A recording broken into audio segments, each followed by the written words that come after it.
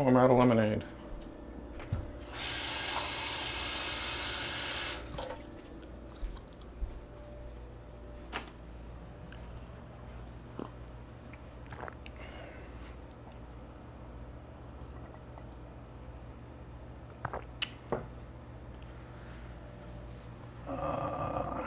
Okay. So question 4, 2015. Yeah, let me pull it up. So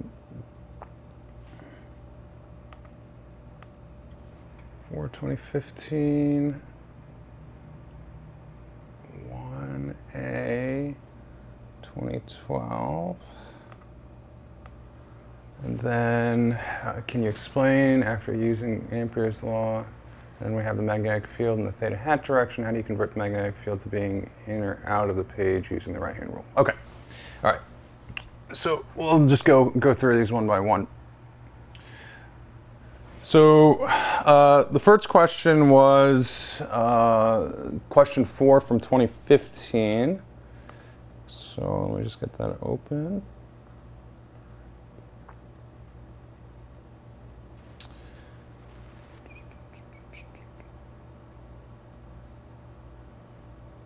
Okay. So here's what we have for this problem. We have some infinitely long current of current I naught that's going to be going to the left. Then you have some rectangular loop with resistivity of rho.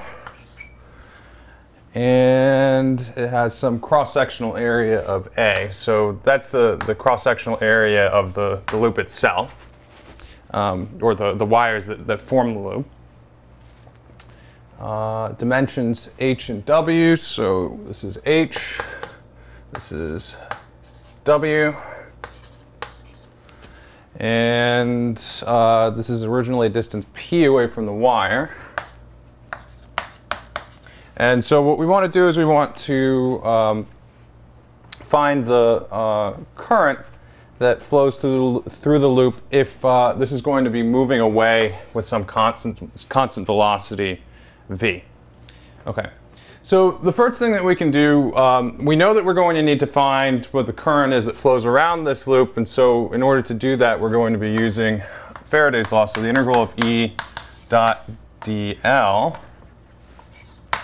is equal to minus partial derivative with respect to time of the integral of b dot dA.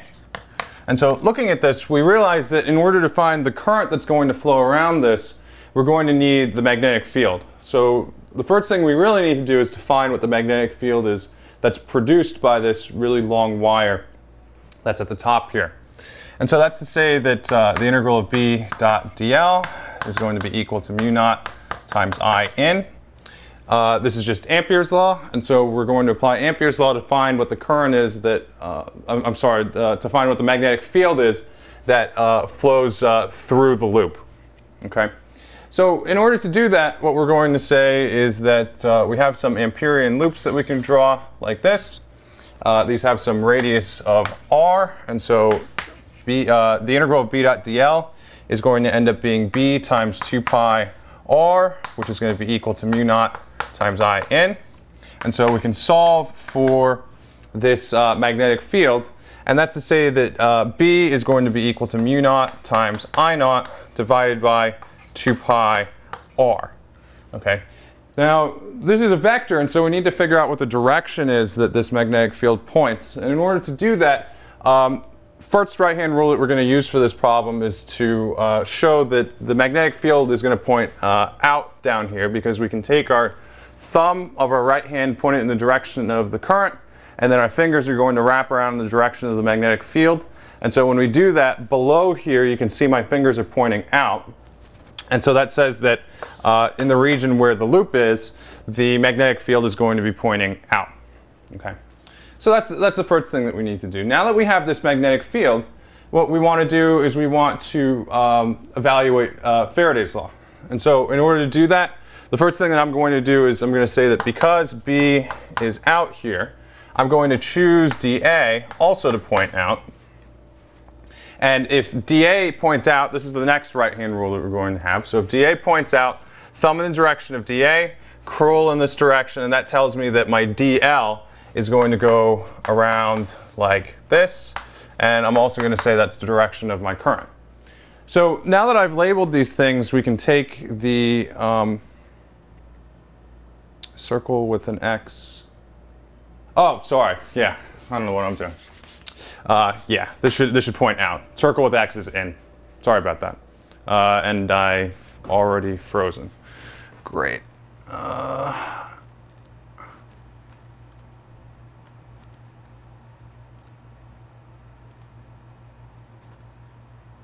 Okay. Okay, and we're back. Okay, yeah, sorry about that. So yeah, this is pointing out. This is pointing out. So magnetic field points out below here. That says that if it's pointing in this direction, I curl around this direction. So everything I did was correct. It's just that I mixed up the symbol. So this should be pointing out. Okay.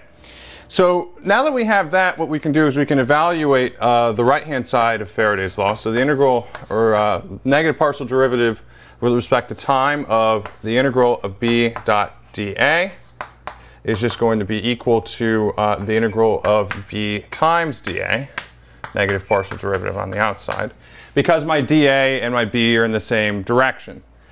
So the next thing that we want to do is we want to say that, well, dA here is these little elements of this square that I have here. And so I can say that this is some dx and this is going to be some dr. The reason why I'm saying this is a dr is because when I look at the magnetic field here, the magnetic field varies as a function of r, right? And so the further away from the wire I get, the smaller the magnetic field. And so because b is varying as this distance, the way that I have to set up the integral is such that the infinitesimal dr has to come in here. You could do this a little bit differently. You could say this is dx dy, and then this would be b as a function of y. I just personally prefer to do it as a function of r. Okay, so now what we can do is we can plug this in here, and so this is going to be minus partial derivative with respect to time of the integral of b, which is going to be mu naught I naught divided by 2 pi r times dx times dr. And because I have two infinitesimals, this is going to be a double integral. So the limits of integration for x are going to go from 0 to x is equal to w, because x starts here and goes out to here. Limits of integration for r are going to go from p to p plus h. Okay. Now we want to be careful here, because what's really going to happen is this p is going to be some function of time. So this distance is going to be different for every time step I take, because this is moving with some constant velocity v moving down. And so what I'm going to say is that p as a function of time is really just going to be p times, p plus v times t. Okay. So now that I have that, I can go ahead and evaluate this integral. The integral with respect to x is pretty straightforward. Nothing here is dependent on x.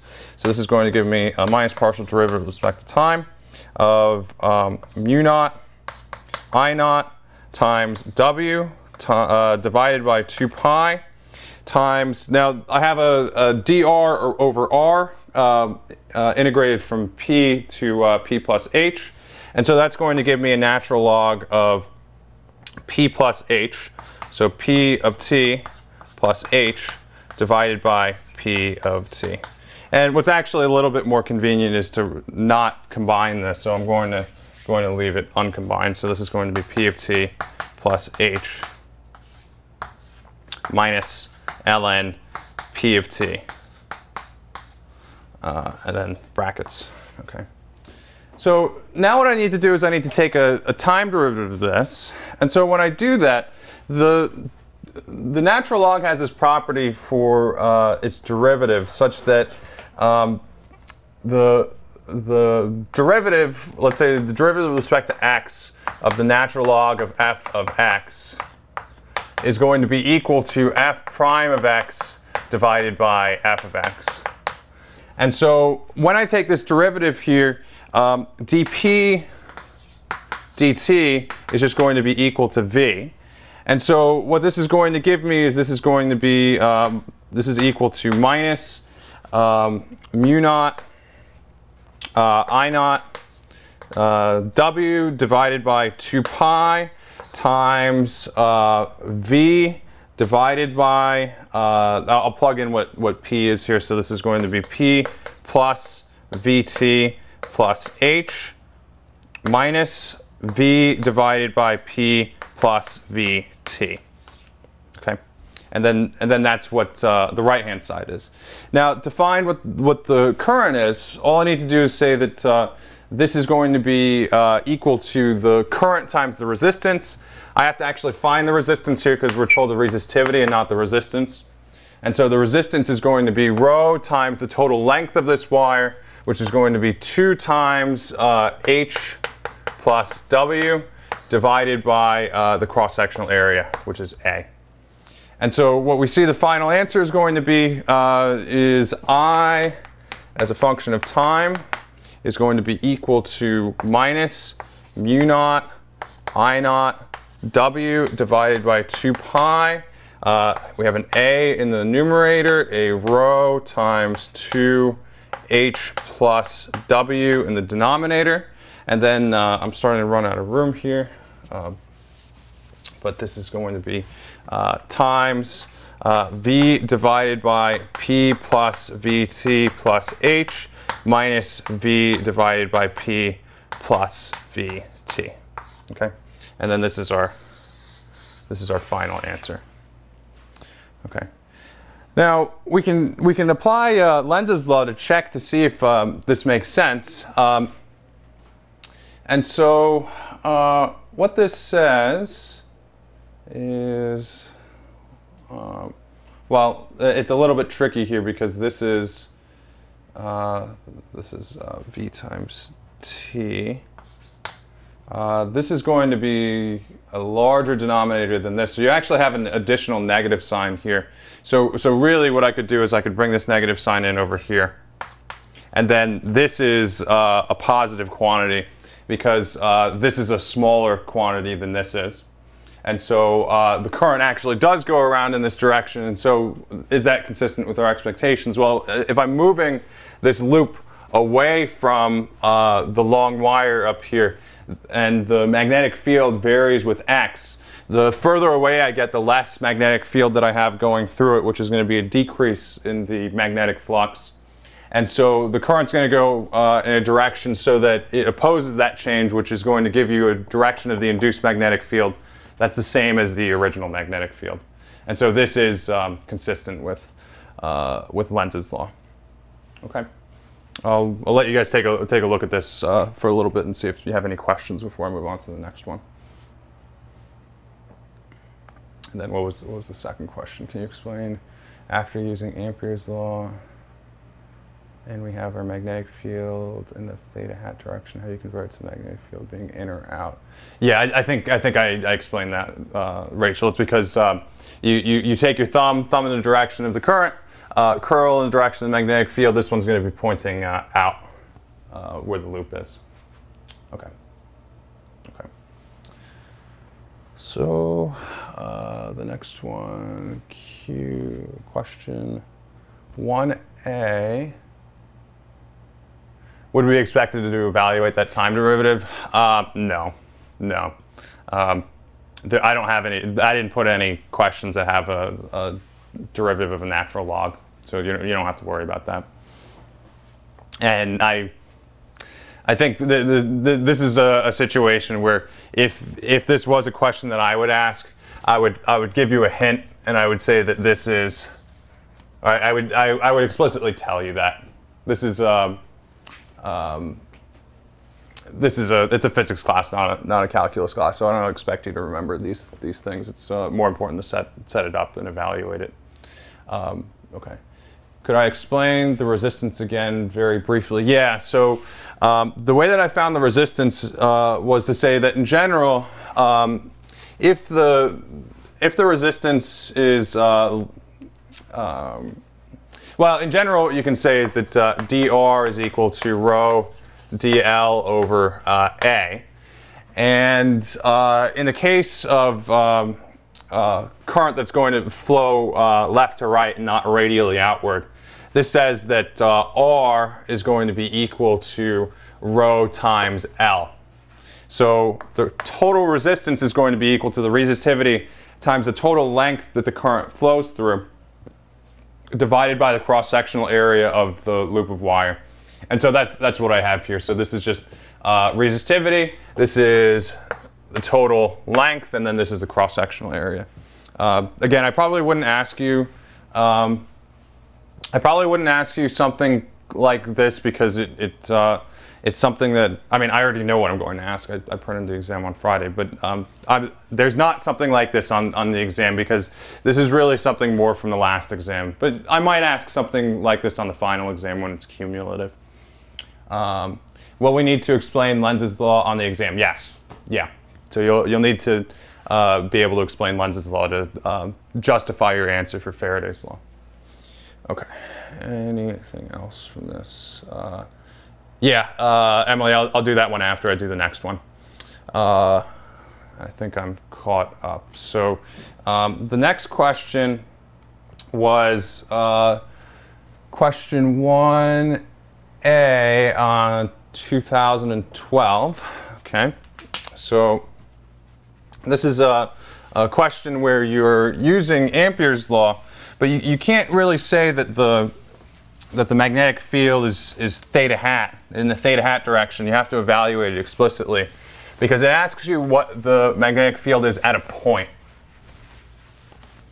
So in order to do that, first I'll write down what the question is asking. So the question says you have two infinitely long wires that are going to be on the x-axis. So you have one here and one here. This is at a distance of minus d. This is at a distance d. Two infinitely long, extremely thin wires each carry a current I into the page. So these both have the current I going in. And we want to find the x, y, and z components of the total magnetic field at the point with x is equal to 0, z is equal to 0, and y is equal to h. So that's this point right here. So the first thing that we can do is we want to find what the magnetic field as a magnitude is at this point. Let's first start with this one right here. So because we're told that these currents are infinitely long in both directions, that tells us that we want to use Amperes law. So the integral of over the closed loop of B dot dl is going to be equal to mu naught times I in. And so in order to evaluate this, we can draw some Amperian loop here for each one of these. And I drew this a little too close to the edge of the board, so I'm not going to be able to get the whole thing. But it's going to be a circle that's centered at this point that goes through this point. And because this is going in, the magnetic field is going to go around the loop like this. And so it's going to be tangent to this circle. Let me draw the circle a little bit better. Okay, I think that's a little bit better. But the idea here is, you know the magnetic field is going to go around this circle. And typically I call that some theta hat direction. But the reason why you can't leave it just in terms of theta hat is you want to find the total magnetic field here that's produced by both of these. And in order to do that, you need to break this into x and y components. But the first thing that I'll do is I'll just go ahead and calculate what the magnetic field is generally, and then we'll evaluate what theta hat is. Okay.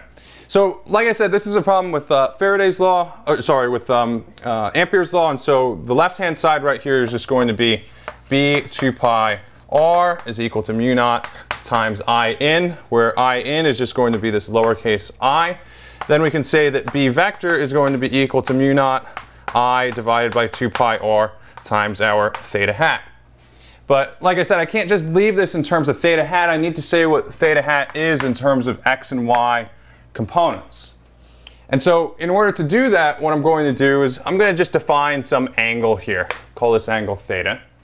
And I need to break this vector into components. And so in order to do this, what I'm going to say is that this is 90 degrees. Because this is a right triangle, this angle right here is going to be 90 minus theta. And so that makes this angle right here theta. And so in order to write theta hat in components, what I can do is I can say theta hat is going to be some amount in x hat plus some amount in y hat. Kind of the same way that we were doing things with Coulomb's law at the beginning of the semester. And now I just need to figure out what is the x component and what is the y component. So the x component is going to be the component that's opposite of this angle. And it's going to be in the positive x direction. And so this is going to be sine of theta. The y component is going to be the adjacent component. And so that's going to be a cosine of theta. But more specifically, because the y component is in the negative direction, this is going to be a minus cosine of theta. Okay.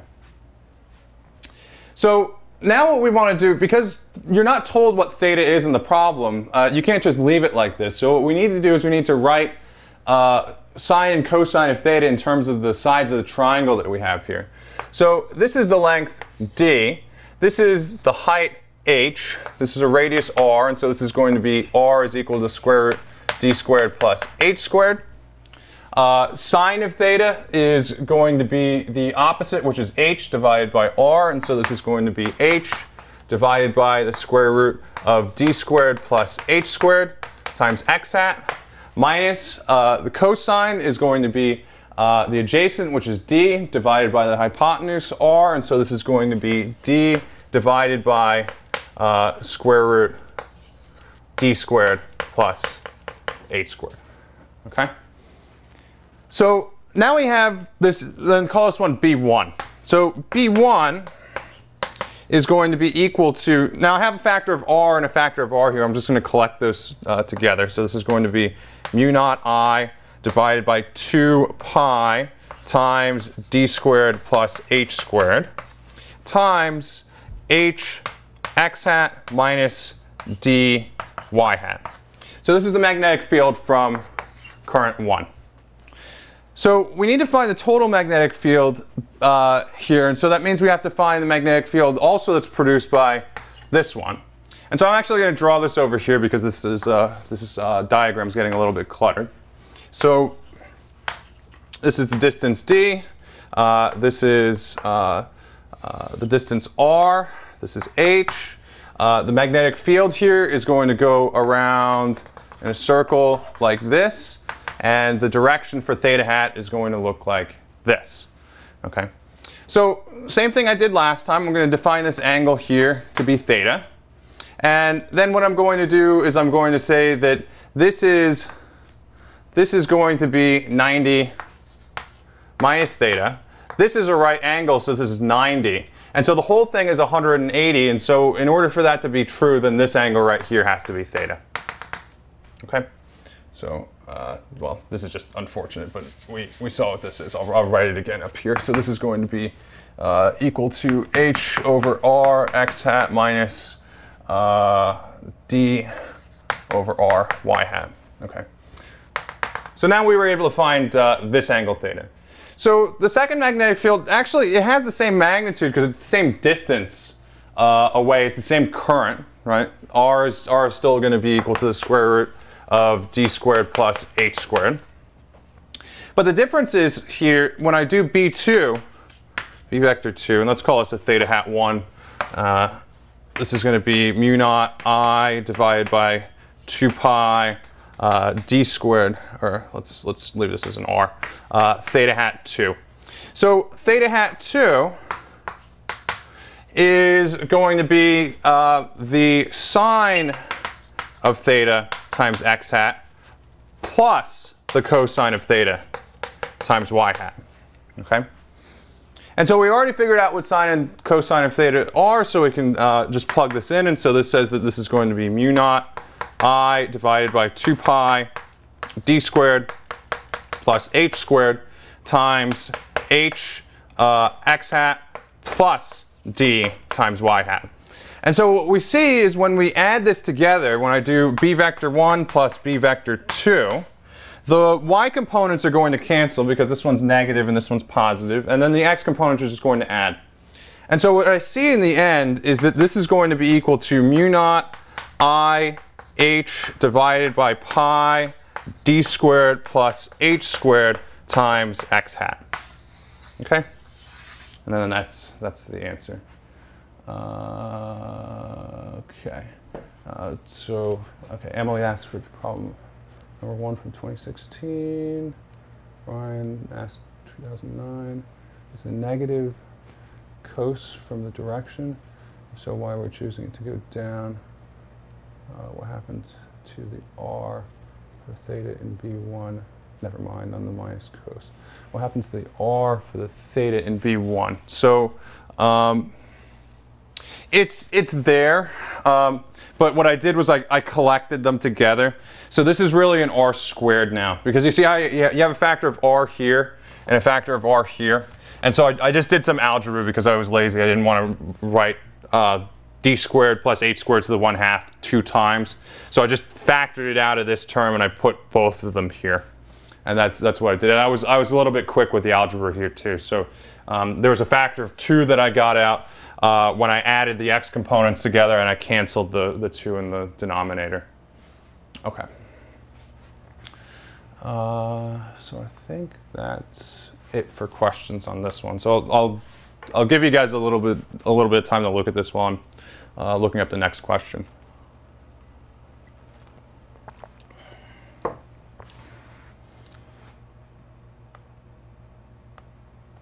Okay, so the next one, Emily says number 1 from 2016.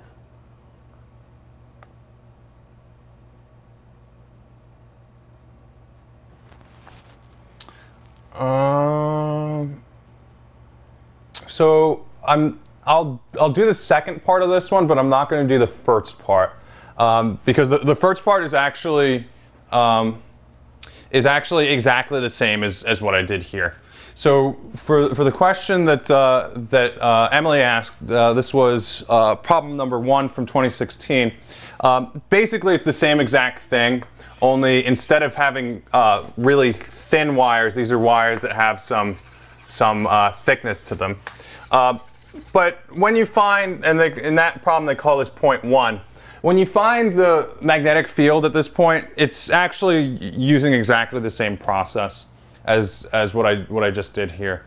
There is a small difference because the currents are given as I1 and I2, and I1 goes in, I2 also goes in. So the only thing that's different about this is they wouldn't cancel because the currents aren't exactly the same. But I'll do the second part of that. Rachel also asks, why can't you use Biot-Savart on this one? You can. You can use Biot-Savart on this question.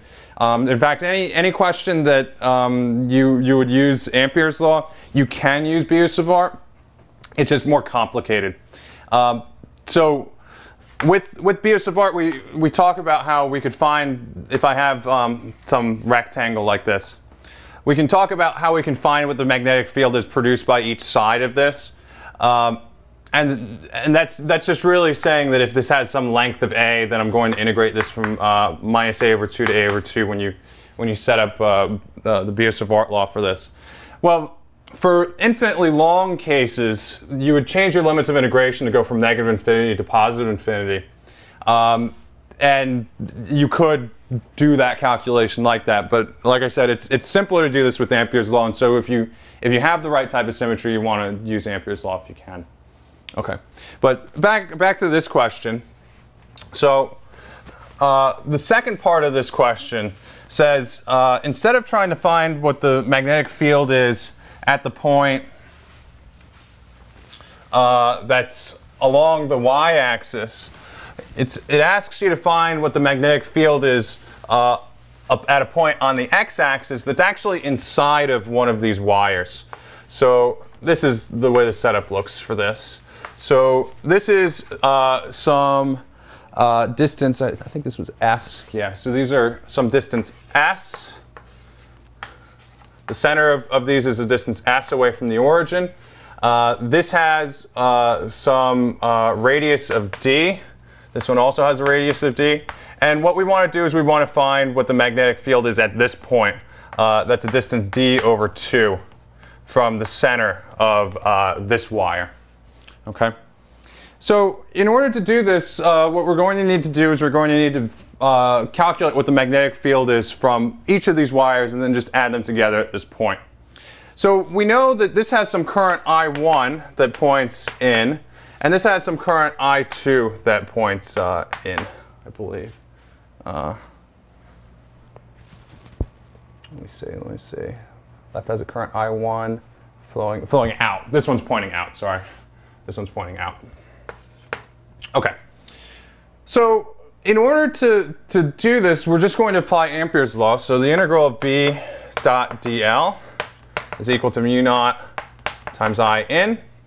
I can draw a loop here for this circle. And so that's just going to say that the left-hand side is going to be B 2 pi r is going to be equal to mu naught times I1. And so B vector is going to be equal to mu naught I1 divided by 2 pi r.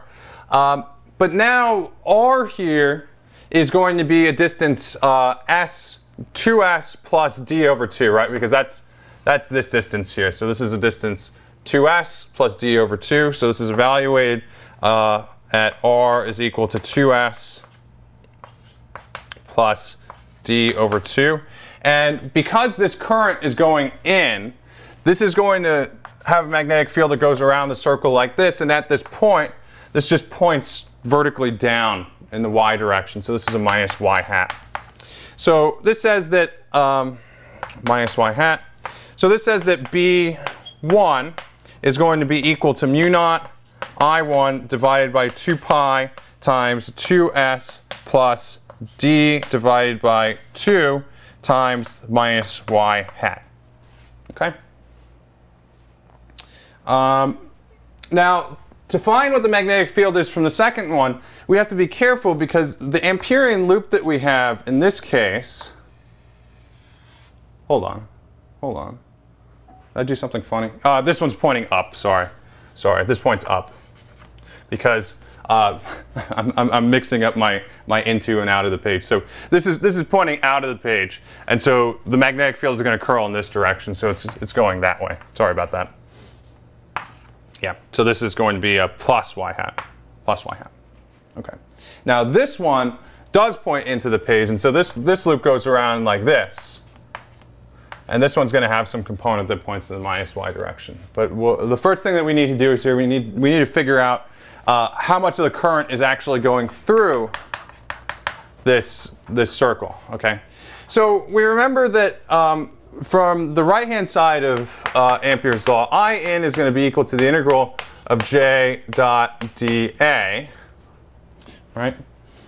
And this is going to be, this j is going to be the total current, I total, divided by the total cross-sectional area here. So this is A total. And so in this case, this says that this is going to be I2 divided by pi times d divided by 2 quantity squared. Okay?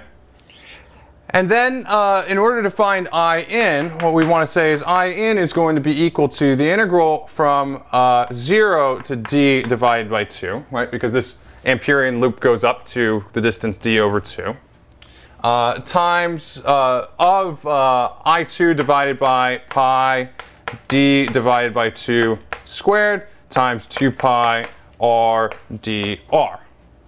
What did I do? This is a d. Man, I'm off my game today. This is a d because the total area is this radius d.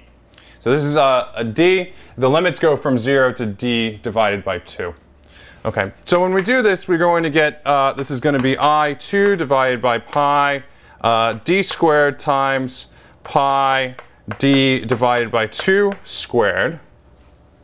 And then we can put that together with Amperes Law to find what the magnetic field is from this portion. So B is going to be equal to mu naught times I2 divided by 2 pi times D divided by 2 times the pi's are going to cancel. This is going to be a D divided by 2 squared divided by D squared.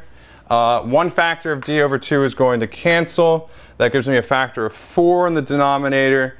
And then I'm going to cancel one of my D's as well. And so this is going to be mu naught I2 divided by 4 pi times D. And this one is going to be pointing in the minus y hat direction. So this is B2. Okay, so to find the total magnetic field, B total, this is going to be equal to B1 plus B2. Okay?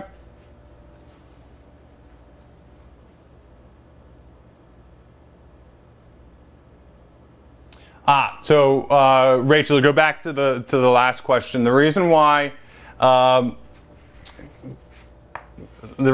x was sine of theta and not cosine of theta is because for this circle, what's the direction of the magnetic field? It's going to point tangent to the circle. And if this is the angle theta, and then this is 90 minus theta, then this is 90 degrees, and so this is theta.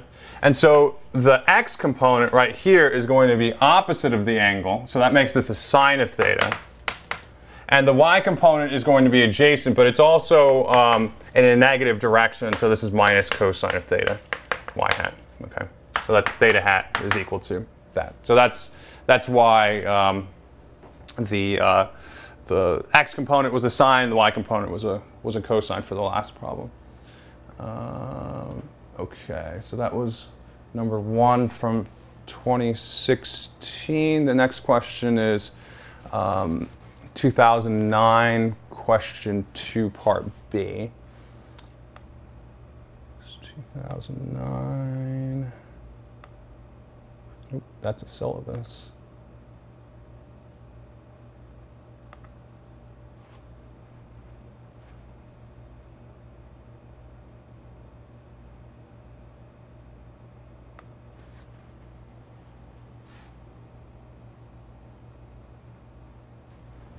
It's 2009, question 2, part B.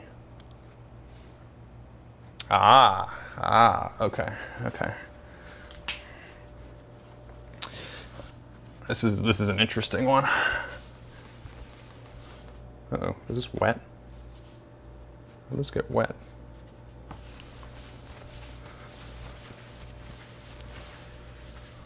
Oh, that's great. I'm just making a bunch of streaks on the board now.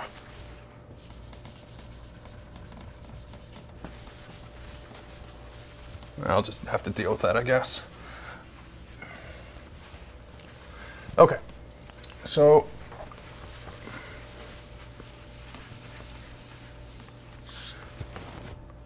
this one, so like I said, this is 2009, question 2, part B. So I'll just do the whole thing because it'll be helpful to do that. So we have this wire that has some thickness to it, and this has some current I that goes into the page. So I points in, and then we have some current here that also points into the page. So this is I. Is going to point in here. And what we want to do is we want to find the magnetic field made by the first wire everywhere. So that's part A. So in order to do this, we write down Amperes Law, integral B dot dl is going to be equal to mu naught times I in. The current is going to point in, and so my loop is going to go around like this. This is going to be B times 2 pi R is going to be equal to mu naught times I in. So there are two regions here. R is going to be less than was a radius, has a radius of h because of reasons. So this is a radius of h, so r is less than h and r is greater than h. So for r is greater than h, the current that's going to be inside this loop is just going to be the total current. So this is just going to be I, or so a lowercase I. In this one, we have to say that I in is going to be equal to the integral of j dot dA, where j is going to be equal to I divided by pi h squared.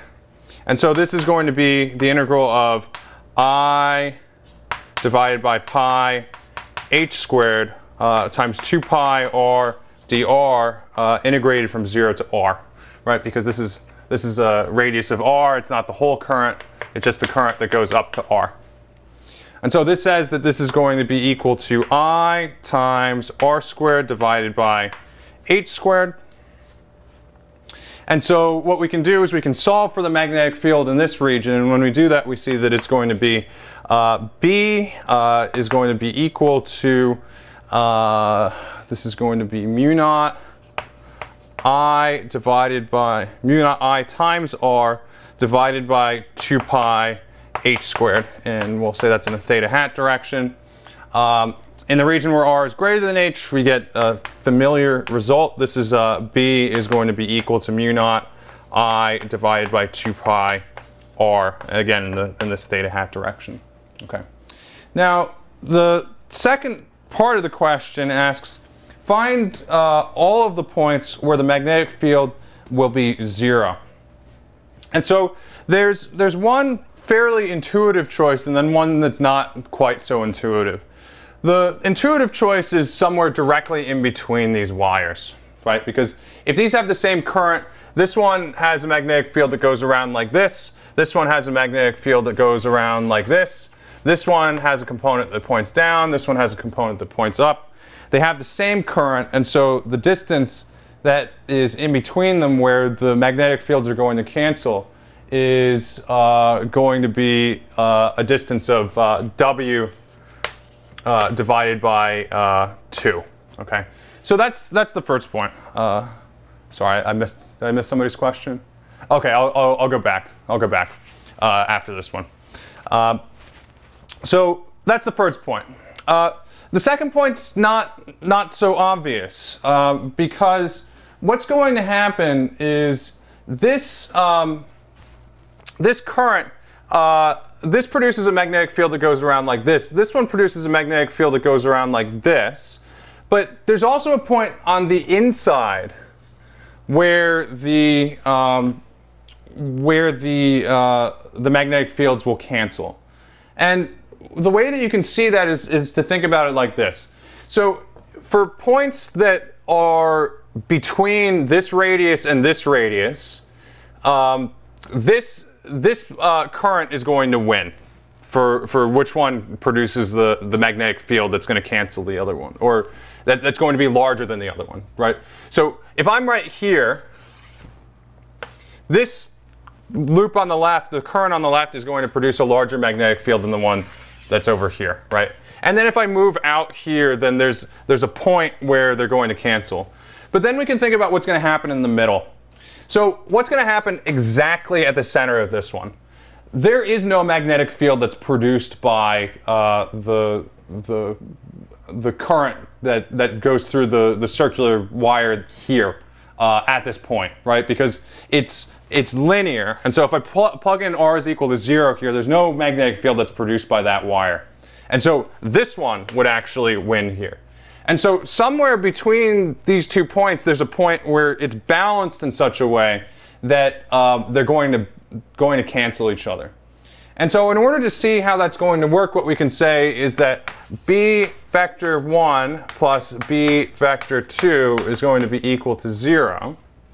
And we need to define how we're measuring this distance to be relative to the same point. So if I say that this is going to be B1 is going to be equal to mu naught I r divided by 2 pi h squared. in order for this to cancel, then this distance r is going to be part of the answer that I'm going to get from this one. And so if this is a distance of w, then this distance is going to be this is w minus r. And so the magnetic field from 2 is going to be mu naught I r divided by 2 pi, mu naught I divided by 2 pi w minus r. And then these are going to be equal to each other. And so this says mu naught I r divided by 2 pi h squared is going to be equal to mu naught I divided by 2 pi w minus r. What I see here is that my mu naughts and my i's and my pi's and my 2's are going to cancel. And then what I see is that r times w minus r is equal to 1. Solve this equation for r. And then that's what you'll have. Okay. So I skipped somebody's question. You do question 4 from 2017. Question 4 from 2017.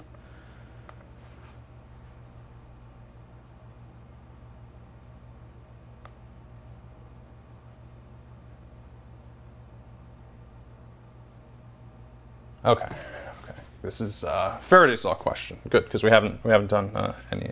No, the first one was a Faraday's law question. Okay.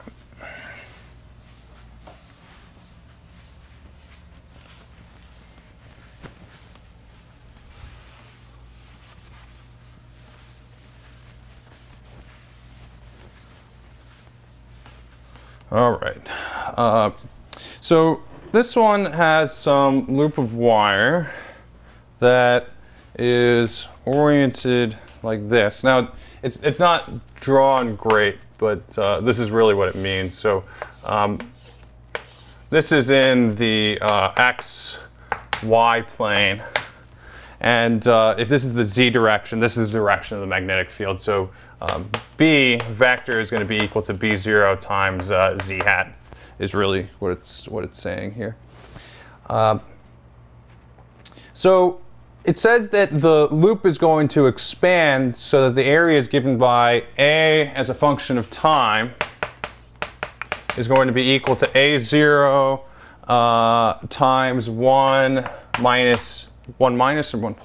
plus gamma t. And what we want to do is we want to find what the charge on the capacitor is as a function of time. Okay, so what we can do to start out with here is to write down Faraday's law. So the integral around the closed loop of E dot dl is going to be equal to minus partial derivative with respect to time, integral B dot dA.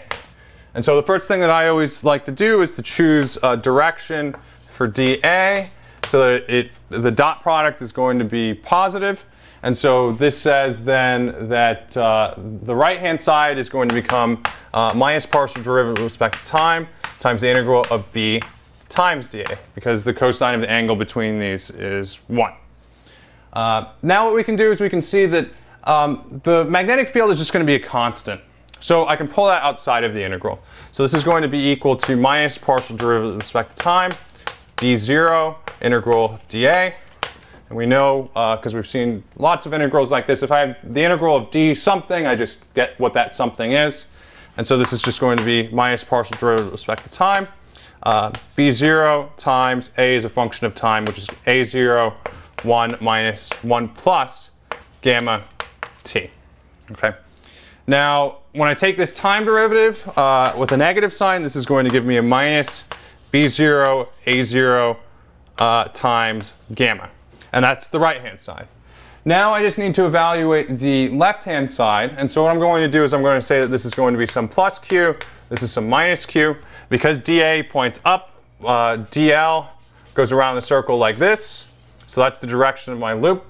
So when I go around this loop, I'm going to see a positive charge first. And so this is going to say that the left-hand side is going to be a plus q divided by c. And so this ultimately says that q is going to be equal to minus B0, and let's, just because I don't know why I would like this, but it looks nice, A0 B0 times C, because it's ABC times gamma. And then this is what the answer is. And so because I have a negative sign here, that just means that the charge is opposite of the way that I drew it here. Okay. I think that's it for this question. Does it say that the loop has, oh, the loop has a resistance. The loop has a resistance. So there's some resistance here. So yeah, this gets more complicated than something that I would ask on this exam. But if there's also a resistance here, what you would say is there's some current that goes around this way, and then I also get a plus I times R here. And this is where we would stop, because this is actually a differential equation you need to solve, because I is equal to dq dt. And so this says that R dq dt plus q divided by c is equal to minus B0 A0 times gamma. And then this is, you could, there's multiple ways that you can solve this, but this is actually what we're going to be doing this week after the exam. Oops. Man, the last one it didn't freeze at all, and this one froze twice already.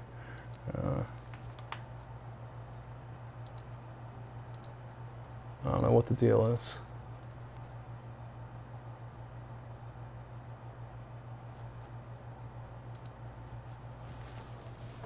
Okay, yeah. So this is actually it's a differential equation that you need to solve here.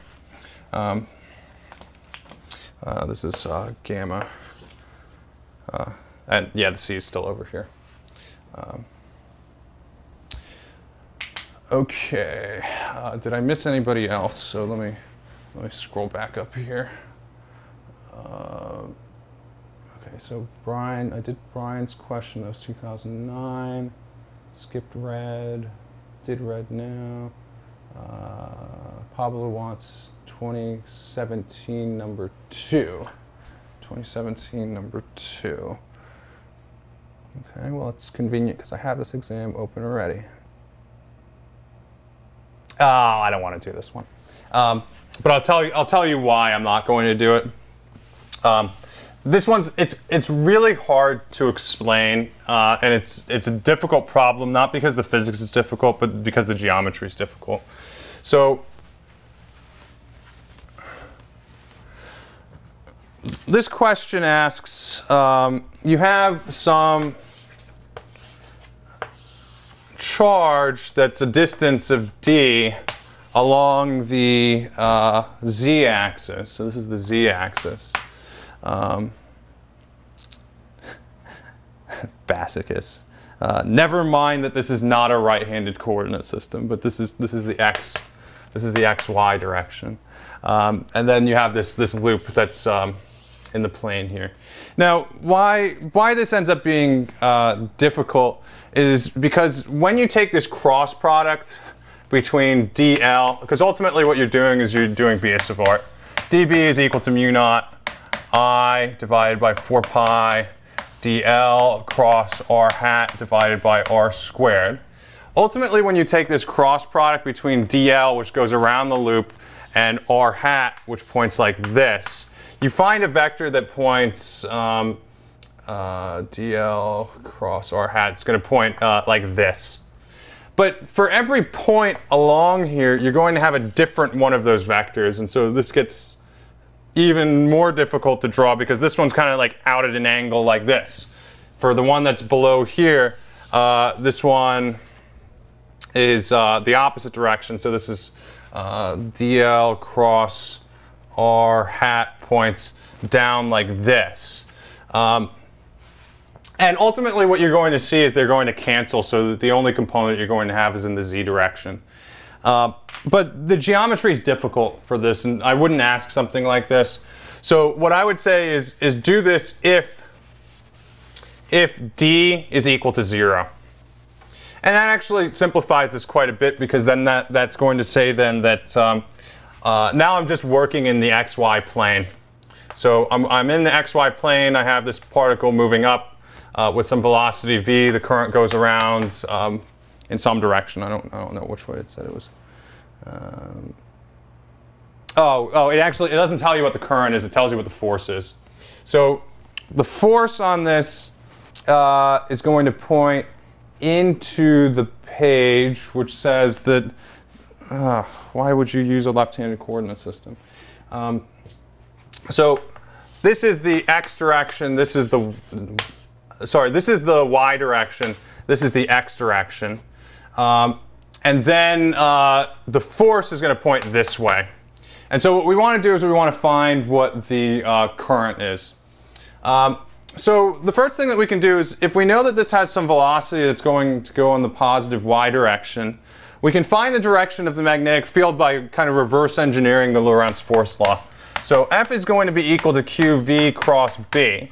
And we know if we want to find the direction of the force, we take our right hand, put it in the direction of V, and then curl in the direction of the magnetic field, and our thumb points in the direction of the force.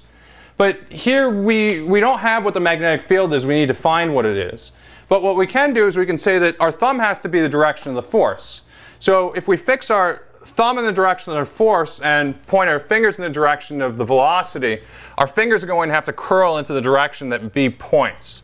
So in this case, this says that B is going to point, and we'll just say that it's some B that's going to point out, right? Because the thumb in the direction of the force, fingers curl in the direction of B if my fingers are originally pointing in the direction of V. So that's the direction of our magnetic field. So now that we know that this is the direction of our magnetic field, again, we can kind of reverse engineer this to find what the direction of the current is. So if we take our thumb and point it in the direction of the magnetic field, our fingers are going to curl in the direction of the current that's going to produce that magnetic field. And so what that says is the current goes around like this. Okay. So now that we know the direction of the current, we can go ahead and assume this current to calculate what the magnetic field is. And then we can say that from this equation, F is going to be equal to QVB. And then we can plug that magnetic field in here and then solve for the current. That's kind of the approach that we're going to go through here. So if this is going to be dl, this is going to be r hat. Dl, because this is Bios of art and this is around the arc of a circle, this is going to be r d theta in the theta hat direction. What was the radius is just capital R.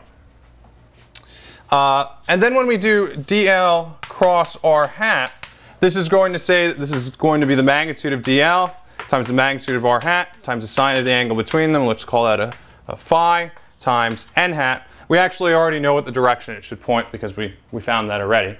But that just says that this cross product is going to give me an r d theta times sine of phi. And because this angle is 90 degrees, that's just going to be 1. So we're almost there. We just need to plug this into Bios of art law and then evaluate. And so this says that B vector is going to be equal to mu naught I divided by 4 pi times the integral of r d theta divided by r squared times, and the limits of integration are going to go from 0 to 2 pi. This is going to cancel a factor of r. I just get a factor of 2 pi out here, and so this says that B is going to be equal to, and this is pointing out, B is going to be equal to mu naught I divided by 2r. I can take that and plug it in here. That says that F is going to be equal to QV mu naught I divided by 2r, and then solve for I. And so in the end, this says that I is going to be equal to F times 2 times r divided by QV times mu naught. Okay, and then that's it. Okay, so that was 2017 number 2. Okay. So then the next one is, it's an interesting name, Canadian tacos. I wonder if they have Mexican maple syrup. Probably. Go over exam 2014 question 4. Okay. 2014 question 4.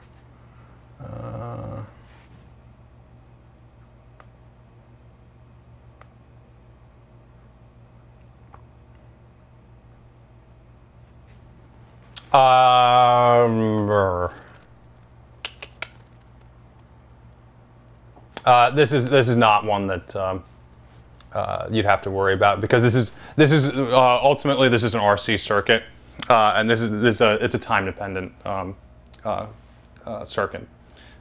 So yeah, if you're looking at old exams and you see something that looks kind of like I don't know, like this, so 1 plus or minus e to the minus t divided by RC.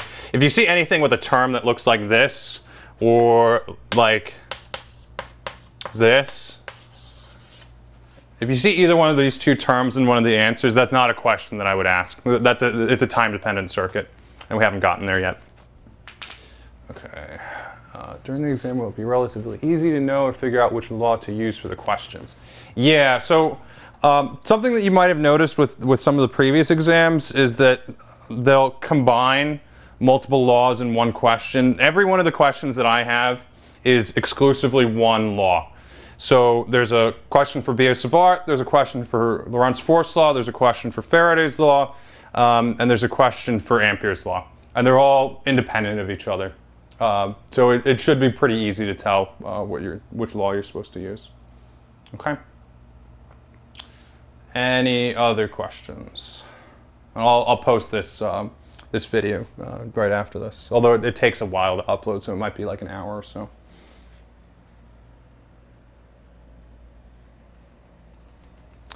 Number 3 from 2016. Okay.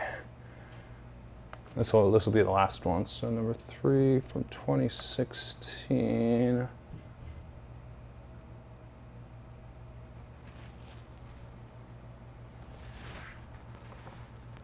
Ooh, this is an interesting one.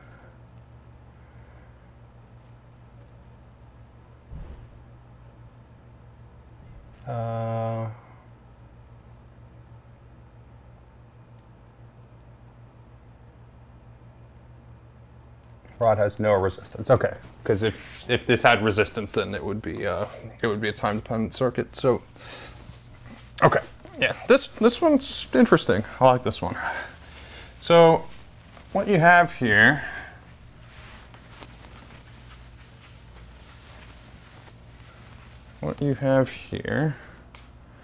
is this situation. So you have this capacitor, and I guess I don't like that piece of chalk.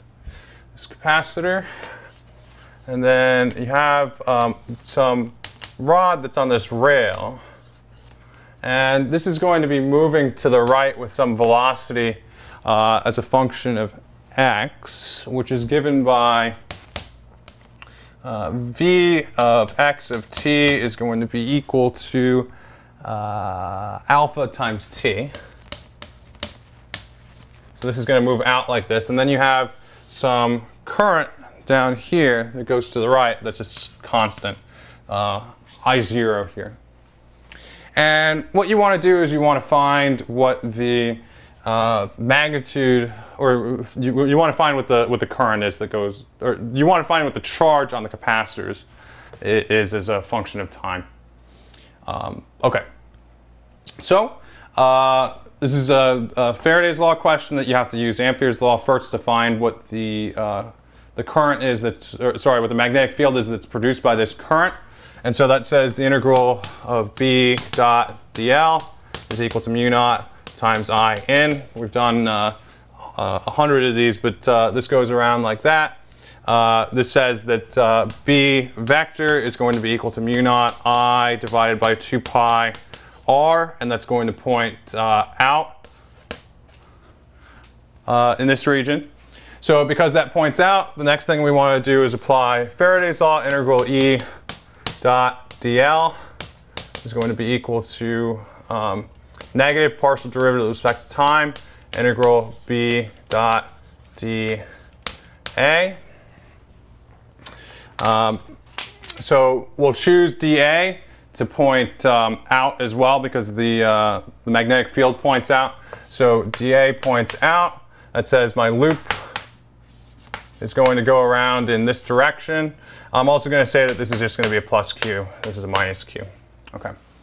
So what that says is minus partial derivative with respect to time of the integral of b dot dA is going to be equal to minus partial derivative with respect to time of the integral of b times dA. Now, the magnetic field is not constant here with respect to the variables that you're integrating with respect to here. So because this is some dr and this is some dx, I'm going to have to integrate over this. And I also know that this is a distance of d, this is a distance of w, and I'm just going to say that this is going to be some x of t here. Okay. So in order to do this, what I can say then is that this is going to get evaluated with this b that I have here. So this is going to be equal to negative partial derivative with respect to time, integral mu naught I over 2 pi r dr dx, because I have a dx and a dr here. And my limits of integration are going to go from d to d plus w in r, and from 0 to x of t in x. So when I do that, this is going to give me a mu naught I naught divided by 2 pi times a natural log of d plus w divided by d times x of t, and then the negative partial derivative with respect to time of this. But what I see here is when I take the partial derivative with respect to time, this is only acts on x, which makes this x a dx dt with a negative sign. But I know dx dt is just v. And so this says this is going to be minus mu naught I naught divided by 2 pi natural log d plus w divided by d times v of t, which is going to be alpha t. So we have our right-hand side. Now to evaluate the left-hand side, we just do exactly what we've always done with our time-independent circuits, and that's just to say I go around this loop, I see a positive charge here. When I do the integral of E dot dl over the closed loop, that's just going to give me a plus q divided by c, and then take this and set it equal to this and solve for c. And then that's it. Is that the correct direction for B? Oh, it looks like it's not. What I said was that I need to be consistent with the convention that I use, because it's hard to tell, does this go over the top or does this one go over the top? I was saying that this one was going behind, so this is like that, and it's hard to see. So this is going around like this, and then it's coming out. This is out. It's just drawn poorly, and you know, what are you going to do? I can't draw these very well sometimes. It's hard to draw these things in 3 dimensions. Okay, and then that's pretty much it for this one.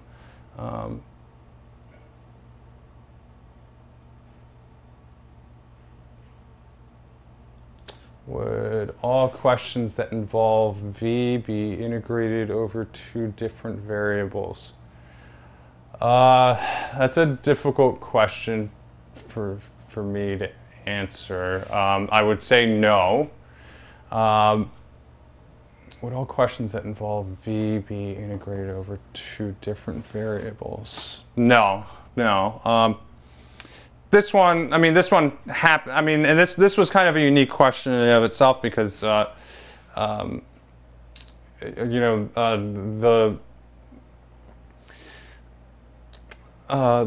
velocity was given and not, well, the velocity was given and it was a function of time, But then I guess what you're asking is why do I have a dr dx here?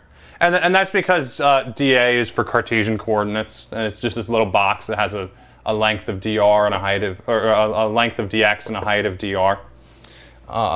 But you could have said this a little bit differently if you're more comfortable with it this way.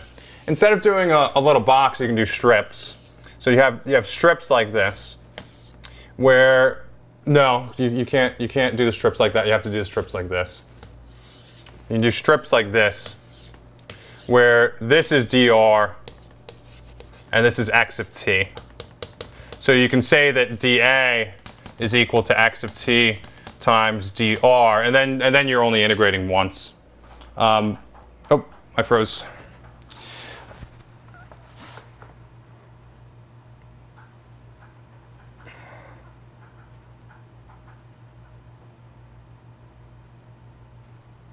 Okay. Yeah. So what you could do, instead of doing these tiny little boxes, you can do these strips. And then you would say that instead of dA is equal to dx dr, then it's dA is equal to x of t times dr. That ends up not being true in general. So if the magnetic field varied over both x and r, then you couldn't do this, which is why I personally prefer to just always write dA in terms of the infinitesimals. But I don't even do that when I do it in polar coordinates. So I guess I'm not even really consistent with myself all the time anyway. But like I said, if you're more comfortable not doing a double integral, then you can just parameterize this in terms of strips and then add up the strips.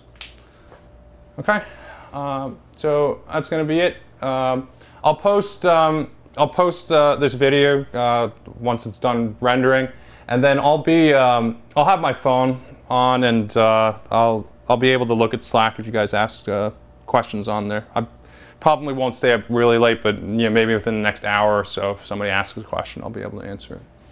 Okay, so good luck studying, and then I'll see everybody tomorrow.